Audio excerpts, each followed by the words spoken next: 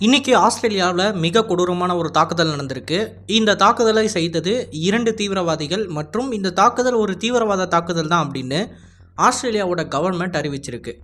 So இன்றைக்கான காணொலியை நம்ம எதை பற்றி பார்க்க போகிறோம் அப்படின்னா, இந்த அட்டாக் எப்படி நடந்திருக்கு, இதை யாரை டார்கெட் பண்ணியிருக்கு மற்றும் இந்தியாவுக்கு கிடச்சிருக்கிற ஒரு முக்கியமான இன்டெலிஜென்ஸ் வார்னிங் என்ன அப்படின்றது தான்.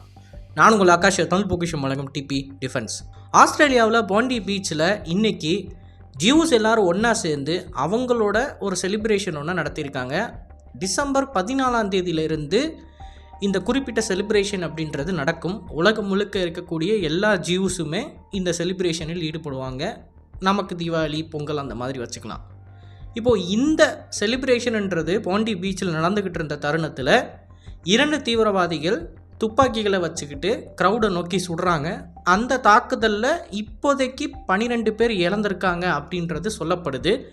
அதில் மிக குறிப்பாக அந்த ஈவெண்ட்டில் இருக்கிற முக்கியமான ஒரு ஆள், பிரிட்டிஷ் பார்ன் ராபி அப்படின்னு சொல்லக்கூடிய ஒரு நபர், இவருமே இறந்திருக்காரு அப்படின்றத சொல்லியிருக்காங்க. இப்போது இந்த தாக்குதலை செய்த 2 நபர்களும் தீவிரவாதிகள் தான் அப்படின்னு அரசாங்கம் நிரூபிச்சிருச்சு. இப்போ இந்த 2 நபர்களை பொறுத்த வரைக்கும் இவங்க பண்ணது அப்படின்றது கிளியரான ஒரு ஆன்டிசெமிட்டிசம் கேஸ். அதாவது யூதர்களுக்கு எதிரான வெறுப்புணர்வினால் இந்த தாக்குதலை நடத்தியிருக்காங்க அப்படின்றதுனால ஆஸ்திரேலியாவில் இருக்கக்கூடிய அனைத்து முஸ்லீம் கம்யூனிட்டிஸுக்குமே சப்போர்ட் மற்றும் அனைத்து முஸ்லீம் கம்யூனிட்டியுமே இணைந்து வந்து இதற்கான ஸ்டேட்மெண்ட்டை கொடுத்துருக்காங்க. அதில் இப்படிப்பட்ட தீவிரவாத தாக்குதல்லாம் நம்மளோட சொசைட்டியில் இடமே கிடையாது, இந்த நபர்களுக்கு கடுமையான தண்டனையை கொண்டு வந்து தரணும் அப்படின்னு சொல்லி பேசியிருக்காங்க. கூடுதலாக இஸ்லாமிக் கம்யூனிட்டிஸுக்கு எந்த ஒரு பிரச்சனையும் வந்துடக்கூடாது, அதாவது இதை நடத்துனது ஒரு முஸ்லீம் அப்படின்ற காரணத்தினால் டோட்டலாக இஸ்லாமிக் கம்யூனிட்டிஸுக்கு எந்த பிரச்சனையும் வந்துடக்கூடாது, இஸ்லாமோஃபோபியாவால் எதுவும் பிரச்சனை வரக்கூடாதுன்னு சொல்லி அந்த நாட்டில் சில ஹெல்ப்லைன்ஸை ஆர்கனைஸ் பண்ணியிருக்காங்க.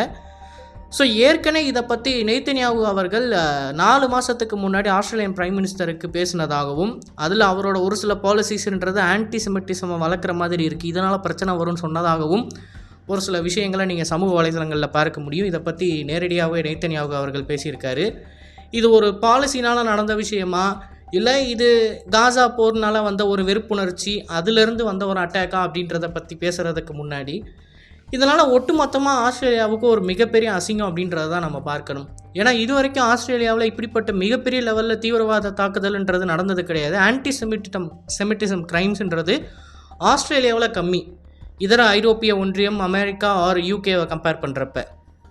ஐரோப்பிய ஒன்றியத்தை எடுத்துக்கிட்டோம் அப்படின்னா ஒவ்வொரு கிறிஸ்மஸ்லேயும் ஒவ்வொரு அட்டாக் நடக்கும். பட் அந்த மாதிரிலாம் எதுவும் ஆஸ்திரேலியா நடந்ததில்லை, இதுதான் முதல் தடவை. ஸோ இப்படிப்பட்ட தாக்குதல் நடந்ததுனால ஆஸ்திரேலியன் கவர்மெண்ட்டே கொஞ்சம் கதிகலங்கி போய் தான் இருக்காங்க. மற்றும் இந்தியாவுக்கு கிடைச்ச வார்னிங் என்ன அப்படின்னு பார்த்தீங்கன்னா, இது டார்கெட்டடாக இந்த குறிப்பிட்ட இஸ்ரேலி செலிப்ரேஷன் அப்போது எல்லா நாடுகள்லேயும் ஜூஸ் கம்யூனிட்டி மேலே அட்டாக் பண்ணணும் அப்படின்றது இவங்களோட முயற்சியாக இருக்குது. ஈவன் இந்தியாவில் இருக்கக்கூடிய 3 முக்கிய நகரங்கள், டெல்லி, மும்பை, பெங்களூர், இந்த நகரங்களில் இருக்கக்கூடிய ஜூஸ் கம்யூனிட்டிஸ் ஒருங்கிணைந்து இந்த பார்ட்டி செலிப்ரேஷன் பண்ணாங்க அப்படின்னா அந்த இடத்துல தீவிரவாத தாக்குதல் நடக்கும்ன்றது இன்டெலிஜென்ஸ் ரிப்போர்ட்டாக நமக்கு கிடச்சிருக்கிறதாகவும் சொல்லியிருக்காங்க. ஸோ இதனால் ஒரு சில இடத்துல செக்யூரிட்டிஸ் டைட்டன் பண்ணப்பட்டிருக்கு. கம்யூனிட்டிஸ் எப்படி அந்த பார்ட்டியை ஆர்கனைஸ் பண்ணுவாங்களோ அதுக்கேற்ற செக்யூரிட்டின்றதும் நம்மளோட செக்யூரிட்டி சர்வீசஸ் எல்லாம் ப்ரொவைட் பண்ணப்பட்டுக்கிட்டு இருக்குது. இப்போது உலகம் முழுக்க இருக்கக்கூடிய இஸ்ரேலி ஜூஸ் கம்யூனிட்டிஸ் எல்லாரும் இந்த குறிப்பிட்ட அட்டாக்கை அவங்களுக்கு சாதகமாக பயன்படுத்தி சில ஸ்டேட்மெண்ட்ஸை ரிலீஸ் பண்ணிகிட்டு இருக்கிற தருணத்தில் நம்ம பார்க்க வேண்டிய ஒரு முக்கியமான விஷயம் என்ன அப்படின்னு பார்த்தீங்கன்னா, இதை ஒரு ஜூஸ் மற்றும் முஸ்லீம்ஸ் ஹேட்டாக மட்டுமே எடுத்துகிட்டு போகாமல் இந்த அட்டாக் நடந்துக்கிட்டு இருந்த 2 தீவிரவாதிகளை தைரியமாக, அதில் ஒரு தீவிரவாதினோட துப்பாக்கியை பிடுங்கிட்டு அவனை ஓட விட்ட ஒரு நபர், அவர் அஹ்மத் அல் அகமத், இவர் ஒரு முஸ்லீம். ஸோ அங்கே இருந்த ஒரு முஸ்லீம் தான் கையில் இருக்க துப்பாக்கியை வாங்கி, அதனால் அவருக்கும் கையில் குண்டடிப்பட்டிருக்கிறதா சொல்கிறாங்க. அண்ட் அவர் இப்போ ஹாஸ்பிட்டலில் இருக்கார். பட் தேங்க் காட் அவருக்கு எந்த ஒரு உயிருக்கான ஆபத்து எதுவுமே இல்லை. இன்னும் சில மணி நேரங்களில் அவங்களோட சொந்தக்காரங்கள்லாம் அவங்கள போய் பார்க்க போகிறாங்க ஹாஸ்பிட்டலில். அவருக்கு எந்த பிரச்சனையும் இல்லை. பட் அவர் கையில் சுடு வாங்கிட்டு தான் அந்த துப்பாக்கியை அந்த ஒரு டெரரிஸ்ட் கிட்டேருந்து பிடுங்கியிருக்காரு. இதனால் ஒரு சில உயிர்கள் காப்பாற்றப்பட்டிருக்கு அப்படின்றத ஆஸ்திரேலியன் போலீஸ் டிபார்ட்மெண்ட்டே பப்ளிக்காக சொல்லியிருக்காங்க. ஸோ இதை ஒரு ஜூஸ் முஸ்லீம் ஹேட்டாக ஆன்லைனில் பெருசாக டிபேட் பண்ணுறதை விட்டுட்டு, இது ஒரு ஹியூமன் ஹேட், மனிதனாக பிறந்த எல்லோரும் இந்த மாதிரி தவறுகளை செய்வாங்க அப்படின்றத காமனாக எடுத்துக்கிட்டு போக வேண்டியது நம்மளோட ஒரு பர்சனல் ஒப்பீனியனாக நம்ம சொல்கிறோம். ஏன்னா இந்த வீடியோ போட்டோன்னே இதோட கமெண்ட் செக்ஷனில் என்ன வரப்போகுது அப்படின்றத எனக்கு இப்போது அப்படியே கண்ணிலே தெரியுது, என்னென்ன கொடூரமான கமெண்ட் வருன்றது. அதனால தான் நான் இதை சொல்லிக்கிறேன்.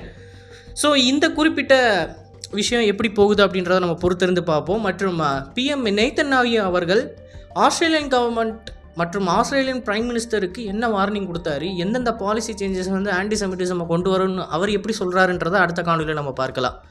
ஸோ இது மாதிரி நிறைய தகவலை தெரிஞ்சுக்கணும்னு நினச்சிங்கன்னா டிபி டைம்ஸ் பேஜை மறக்காமல் சப்ஸ்கிரைப் பண்ணிக்கோங்க. நன்றி, வணக்கம்.